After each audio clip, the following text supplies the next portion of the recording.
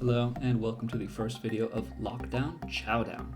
We're going to be making a nice reverse seared ribeye with pomme puree today. Go ahead and grab whatever the heck kind of ribeye you're going to be using. Decided to pick the one that I picked just because it looked the best. The rest I'm going to stick in a vacuum sealed bag. It's going to keep easier in the freezer and it'll last longer in the fridge. Call it a day. Seasoning, salt, pepper, garlic powder. Go a little bit extra on the salt because we're going to let this dry brine in the fridge for about an hour, hour and a half. While the steak is doing its thing in the fridge, it's time to prep the potato. Cut the potatoes into 1 centimeter slices and add to the vacuum sealed bag because we're going to be doing these sous vide.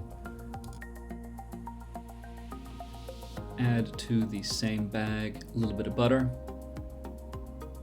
All right, a little bit more butter, and then go ahead and add milk and also salt.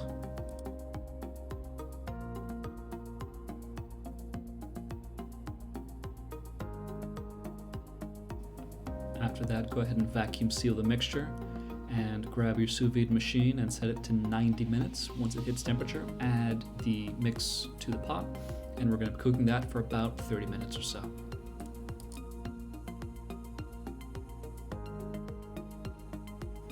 While the potatoes are doing their thing, we're going to be reverse searing the ribeye outside on the Weber. As a result of the dry brine, extra moisture has been locked into the meat and the salt has been drawn in. We have the Weber set up for indirect heating of the meat. We're going to put the meat off to one side, and we're going to monitor the internal temperature with my wireless meat thermometer. While the ribeye comes up to temp, we are going to go back inside. We've mashed up the potatoes, and now we're going to run them through a sieve about 3 or 4 times to make sure that all the lumps are gone. Make sure when you're actually doing the sieving, you use both hands, not like me. We're back outside and the ribeye's come to temp, so go ahead and take it out and let it begin its rest period. While it's resting, break out the flamethrower and get the coals as hot as possible because it's time to sear this thing. Go ahead and remove the thermometer from the meat and grab the ribeye and set it directly on top of the flames on the grill grate. What we've also done in the background is we've flipped the grill grate around, so the side that the ribeye was sitting at during the reverse sear part of the process is now over the flames.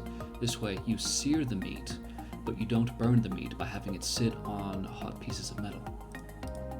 Now that we've seared the ribeye to perfection, all we need to do now, slice it up really nice and thin, add it to the plate, and enjoy your ribeye with pomme puree. Enjoy, and I'll catch you next time.